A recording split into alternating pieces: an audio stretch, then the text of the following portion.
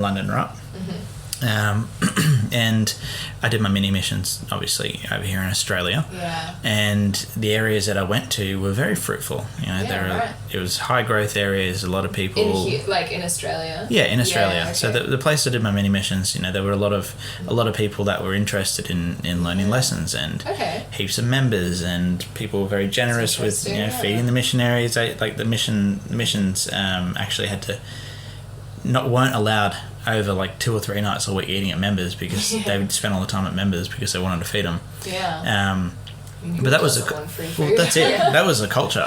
Yeah. And then going over to London and to England was a massive shock. Yeah. And I think, you know, we'll talk about this soon, but you know, for me the purpose of going on a mission was to, you know, inspire others to do it. Yeah. And I had this idea of what it would be like, and I'm like, I can deal with that. Yeah. I don't like the teaching thing, but, you know, it is what it is, part of the deal. We just have to do it. Yeah. Yeah. So in your mind, you're just like, well, you know, like, there'll be people who will want to learn, and there'll be members who will feed us, and it's easy. It'll be a good time. All you have to do is you just read out of the handbook. You know the lessons. Don't worry. Everyone will want to talk to you. You're a missionary. Yeah. God has sent you here, and everyone will will be like, seeking you out. Exactly. Yeah. The field is white or ready to harvest. Oh yeah. You just have to be, you know, you have to be ready for it, and people will come and want to learn. Yeah. I can tell you now, it was the complete opposite. Yeah. Little did he know. That field of England had been tilled so many times that it was barren. Oh no. Like I baptized, like active. I didn't physically baptize anyone, but my companion baptized one person on the mission. And then we were there. We taught another person that got baptized, and so out of the people I taught, a total of like 4 people got baptized. Yeah, right. And that was it. Man, it's not at all like what they kind of painted to be. Like, did you guys ever watch that movie, The Best 2 Years? Very long time ago. Yeah, that was a while ago. Yeah. I don't know. They paint. I guess, like in that movie, they do sort of paint a semi-realistic like view on missions, but then they also like whitewash it, and they're just like, you just gotta be more diligent, and then you'll have like so many more experiences. Blah blah blah. They portray that the only way to fix it is just to be a more righteous missionary. Just be a better missionary. I can do that. Yeah. Okay, so next question. So obviously, like, these missions, you know, these young people are getting sent to different parts of the world and stuff. How is that figured out? Like, how does the church kind of pick where you end up going? Because you don't get to choose. Like, you don't get to say, I want to go serve in London. The church kind of chooses where they send you. What is that process like? How do they decide that? Well, it's mysterious. Okay. So the way it was portrayed to me is that, you know, you express your interest to go on a mission, you go through what you need to get ready, and then when you get your calling, you just do the rest, like visas and medicals and stuff. But the process of actually getting a mission call is after it's been sent off. I was under the impression that the prophet would like pray over it and you know, think on it, and the Lord would give him inspiration as to where I need to go. That was my impression. Yeah. I think that's kind of what I thought it was as well. And I think, you know, but I mean, surely, like, there's so many people applying to go on missions, like, through the church all the time. I don't think that the presidency of the church are really sitting around a table, like, looking at each person's application, really thousands. praying about it and, like, thinking about it and being like, you know what, yes, I feel inspired that this person should go to, like, the London mission or whatever. At any one time, there's like 60,000 missionaries out there. They're not just going to have time to sit around. Like, realistically, you think about it now that we've, you know, well out and past that, surely, you know, there's supply and demand. Yeah. You've got 14 missionary training centres, and you can only fit so many missionaries in there at once. And so if you accidentally send everyone to Utah mission, all of a sudden that's overwhelmed. There's too many missionaries, and so my guess is that they have a program where all the names come in, and this is what language they speak, and this and this and this, and so then the prophet goes through, all these secretaries go through, and and just be like, all right, this is vacant, this is vacant, this is vacant. Here you go. Cool, print it out. Can you just sign this? Yeah. And then so I feel like it's very like just chance based and luck based. Like you'll just get sent wherever there's a need for somebody. They pull out the tarot cards and just like, here you go, London. You go to Brazil for us. Yeah, because I remember, I went to a few, like, young single adult, like, events and stuff in the very short time that I, like, was in that, organization before I got married.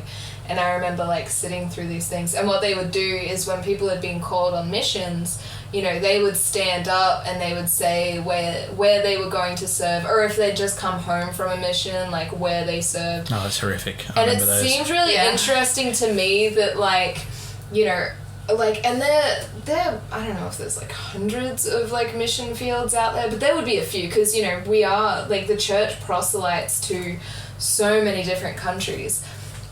And I remember, like, sitting through these things, and it seemed like it would be, like, 3 people have just come back from this particular area, and then another, like, 4 people have just all been called to this other area. And I was like, it seems really interesting that, like, it just seems to be, this handful of areas that these members are getting sent to. And it's not just, like, completely randomized like you'd think it would be. Like, if it was all inspiration based and whatever, like, why are all of these people getting sent to the same area? It just seemed a little too convenient, Well, there's 407 separate missions around the world. 407. Yeah. And all of a sudden, all these people from this area are getting sent to the same area. So like, I think it's much more about, like, that the church is just sending the missionaries to whatever is most convenient for them, where they need to send them, because, like you said, there'll be, like, an opening up in the missionary training center in this particular area that they need to fill. And, like, you served in Australia. And it's like... What a bummer. I know. Australians don't like Americans very much. No, oh my goodness, that was so much fun. It was... amazing. I just had such a great time being sworn at. Well, that's the thing, is that, they know that, okay, well, instead of sending all these Americans over to Australia, let's get the Aussies over there, because, they'll be able to convince a bit better. Like, literally half of the missionaries in my mission area were from where we are from in Australia. And so going there, I'm like, I know you. Yeah, I remember rocking up to one of the meetings and my ex-boyfriend was there and just thinking, what the fuck? And I remember emailing my mission president, like, yo, me and this guy can't be in, like, the same area together.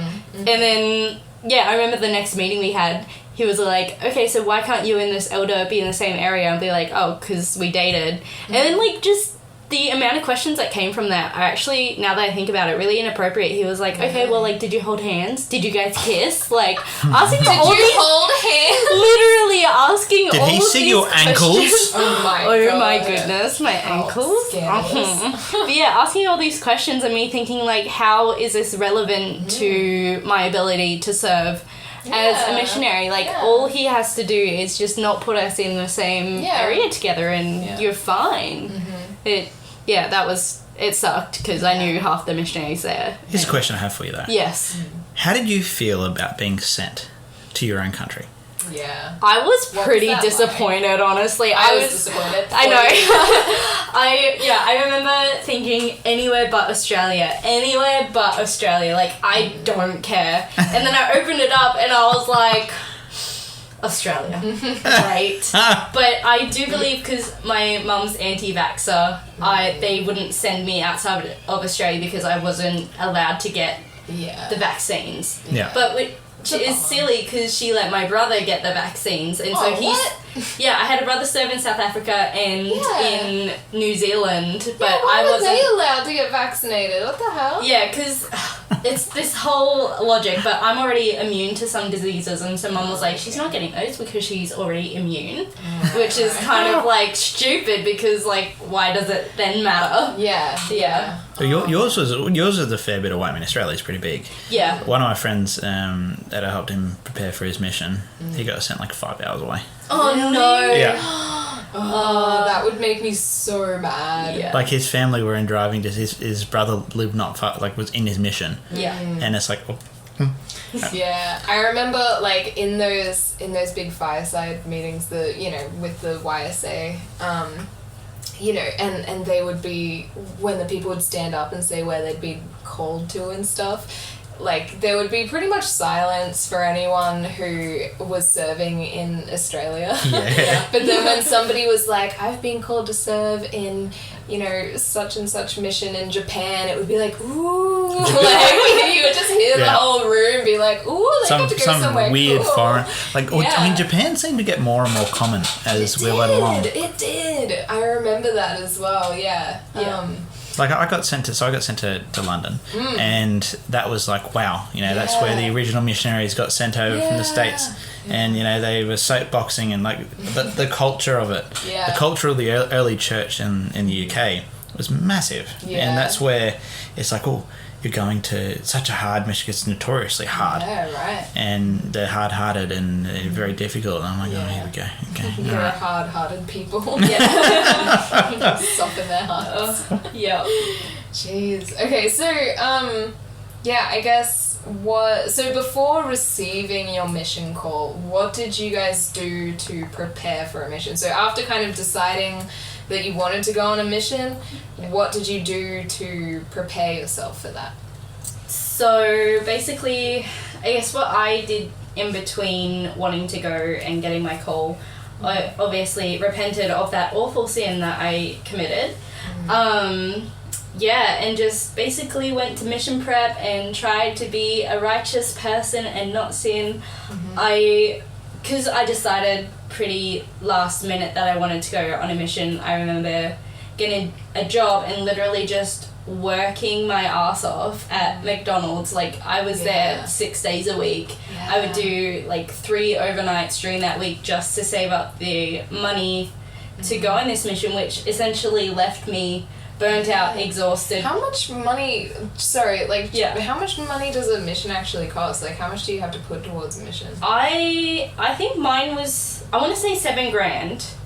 Could be more. Okay. Like that was years ago. This church that has like $100 billion in assets is also like, you guys gotta fund your own. Well, they don't have the money for it. Like, from what I was told, it's a $10,000 contribution per missionary. Right. And so that can come from the missionary themselves, the parents, and if the board wants to add any extra, they can to bring it up to that 10,000. Yeah. But they standardize it across the world, so it's translated into each currency. Yeah. Right. So that way, the more expensive missions, like the mission I was in, some of the flats cost like $1,500 a week, 1,500 pounds a week, which is nearly $3,000. Yeah, right. They're middle of the city, big apartments housing multiple missionaries. Whereas some of the third world countries where you pay a couple of bucks, it just flattens everything out. Right. So it doesn't matter where you're serving, you've still got to contribute like that much. Yeah. Alright, sorry, I cut you off. That's okay. So you're working heaps to like help fund this mission? Yeah, pretty much just burned myself out. I ended up getting some medical issues because of how hard I was working. Oh shit. So not bad, just like low iron, just from being so exhausted and burnt out. From preparing to go on this mission, and obviously I would go to mission preparation classes, which would go through the Preach My Gospel booklets that missionaries get to help us teach.